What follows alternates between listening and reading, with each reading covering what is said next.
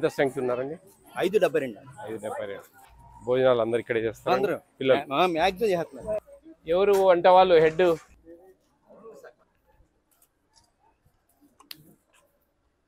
రోజు ఇలా చేస్తారా? ఇంకో కూర ఏదైనా చేశారా? ఏం చేశారు? పచ్చడా? ఇది ఆలు కర్రీ. ఆలు కర్రీ. ఇక్కడ హాస్టల్స్ ఎక్కడ? ఇంటర్మీడియట్ ఎక్కడ? కాలేజీ అక్కడ వాళ్ళు వచ్చి తీసుకెళ్తారా భోజనాలు? ఎంతమంది ఉన్నారు అక్కడ? 200 మందికి తీసుకెళ్తారా రోజు? ఈ రోజు పేరెంట్స్ అందరికి. ఇక్కడికి విచ్చేసిన ముఖ్య అతిథులైనటువంటి తల్లిదండ్రులకు, అలాగే ఇక్కడికి విచ్చేసిన అధికారులకు, ఇక్కడ చదివినటువంటి పాత విద్యార్థులుగా ఉన్నటువంటి వాళ్లకు అందరికీ నా నమస్కారాలు తెలియజేస్తూ, పిల్లలందరికీ నా మనస్ఫూర్తిగా ఆశీర్వాదాలు అందిస్తా ఉన్నాను. నా పేరు Vijay Pratap Reddy, AP state food commission chairman. మీ పిల్లలు తింటున్న భోజనాలు ఎలా ఉన్నాయని చెప్పేసి, అలాగే మీకు ఇస్తున్న ఉచిత బియ్యం సరిగ్గా ఇస్తున్నారా లేదా, మీకు చేరుతున్నాయా లేదా అనే విషయాలు, అలాగే ఐసిడిఎస్ అంగన్వాడీ వ్యవస్థ సక్రమంగా పనిచేస్తుందా లేదా, వాళ్ళు సక్రమంగా అందరికీ అందజేస్తున్నారా లేదా అనే విషయాలు, వెల్ఫేర్ హాస్టల్స్ లో భోజనాలు ఎలా పెడుతున్నారు, మెనూ ప్రకారం కరెక్ట్గా ఇస్తున్నారా లేదా అనే విషయాలు, అలాగే కేంద్ర ప్రభుత్వం ఇస్తున్న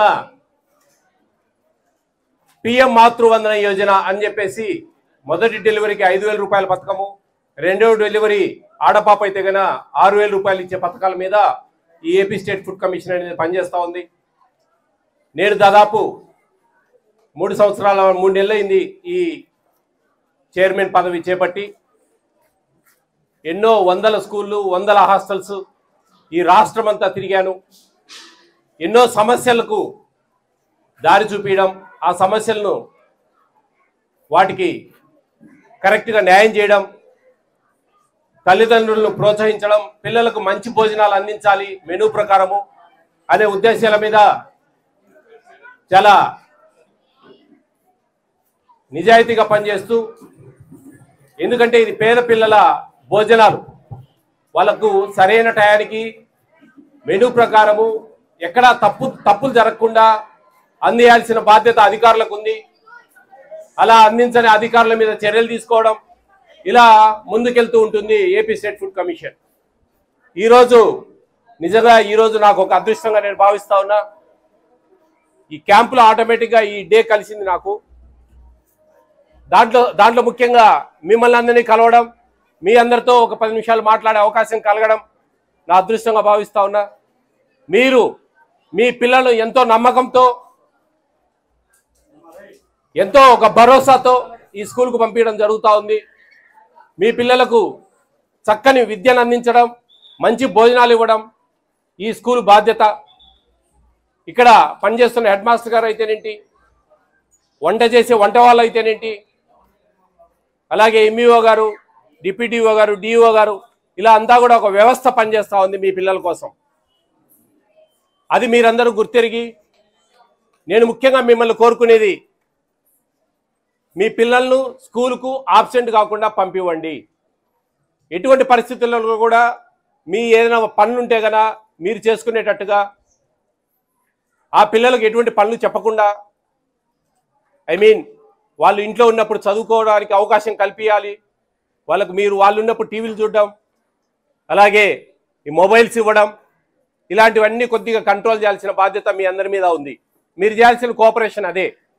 ఇక్కడ చదువు చెప్పడం అనేది ఉపాధ్యాయులు ఎంత బాధ్యతగా తీసుకుంటారో, అలాగే మీరు కూడా ఈ విషయాలు కొన్ని బాధ్యతగా తీసుకొని వాళ్ళకి సమయానికి బట్టలు అయితేనేంటి అన్ని తయారు చేసి, ఎందుకంటే అమ్మా ఎంత డబ్బు సంపాదించినా అని చదువును కొనలేము. చదువు అనేది అది ఓవర్ నైట్లో వచ్చేది కాదు, వ్యాపారము కాదు. పిల్లలు వాళ్ళ తెలివితేటల కొద్దీ చదువుకోవాలి, వాళ్ళ జ్ఞానాన్ని పెంచుకోవాలి, రాబోయే కాలాలలో వాళ్ళ జీవితాలను తలరాతలు మార్చుకునే ఒక ఆయుధం చదువు.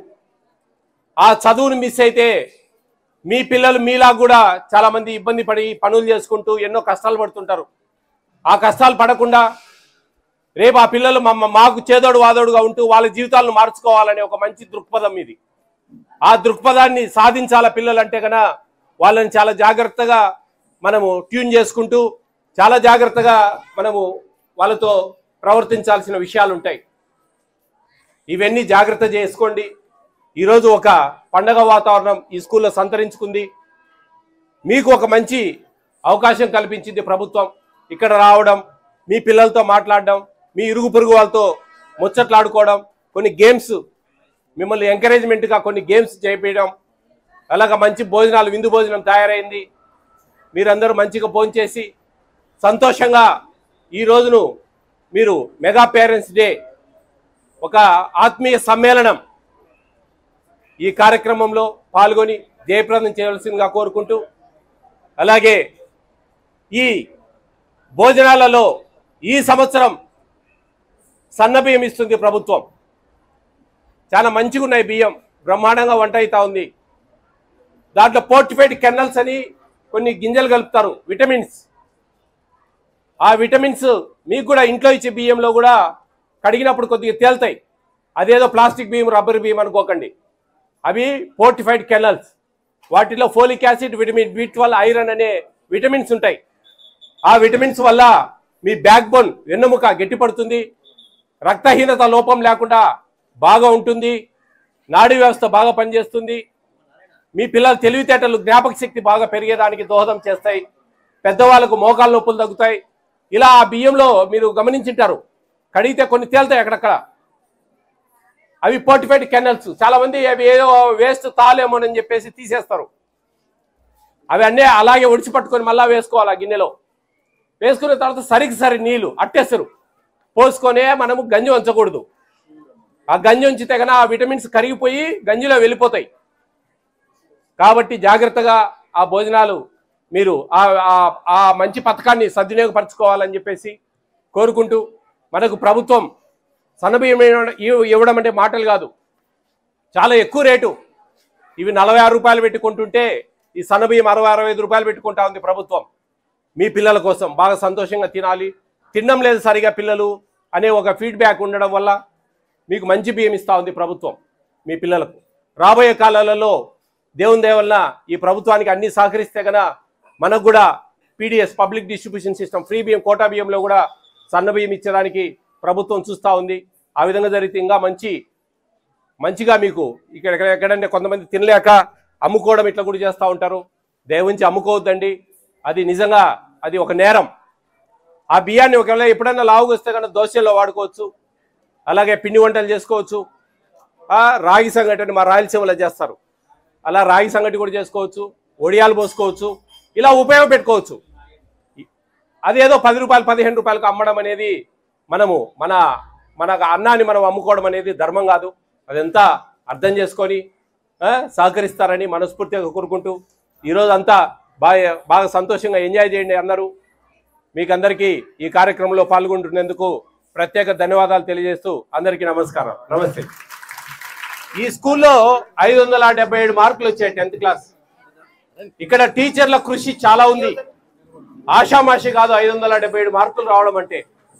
ఎందుకంటే గతంలో ఒక 30 ఏళ్ల క్రితం 35 ఏళ్ల క్రితం ఫస్ట్ క్లాస్ వస్తే ఏదో గొప్పగా 360 మార్కులు వస్తే గొప్పగా ఫీల్ అయ్యి పోలోమ దేవాలయాల పోయి గుండ్లు కొట్టించుకునే పరిస్థితి. ఈరోజు 500 మార్కులు దాటితే గానీ ఆ పిల్లలు పైనుంచి కిందికి చూడరు, ఓహో పర్వాలేదు బాగా చదివారు అని. అలాంటిది ఇంత నమ్మకంతో టీచర్లు ప్రతి ఒక్కరూ ఎంతో ఇష్టంగా మీ పిల్లలకు చదువులు ఇస్తా ఉన్నారు. ఇది మీరు అనుకోవచ్చు వీళ్ళకు 223 రోజులే సంవత్సరానికి, మిగతా రోజులంతా సెలవులు అని. టీచర్ ఉద్యోగం అనేది చాలా కఠినమైంది. అక్కడ పిల్లలు మాటలు వినరు, గట్టిగా అరవాలి, ఆ చాక్ పీస్ పొడి అంతా లోపలికి పోతుంది, చాలా జబ్బులు వస్తాయి, షుగర్ బీపీలు వస్తాయి. ఎందుకంటే ఆ పిల్లల అల్లరి ఆ విధంగా ఉంటుంది. ఎందుకంటే మా అమ్మ నాన్న ఇద్దరు టీచర్లు, నాకు తెలుసు ఆ బాధలు. కాబట్టి మీరందరూ సహకరించండి, గౌరవించండి, ప్రేమగా ఉండండి, గొప్పగా జీవించాలని మనస్ఫూర్తిగా కోరుకుంటూ థ్యాంక్ యూ అన్నాడు. యా, ఈ బుక్ నీకు, ఈ బుక్లో పూర్తిగా ఈ మొక్క డీటెయిల్స్, నీ ఫోటో అన్నీ పెట్టుకొని మీ ఇంటి దగ్గర నాటుకోవాలి. ఓకేనా? చిన్న మొక్క వచ్చింది నీకు. ఓకే.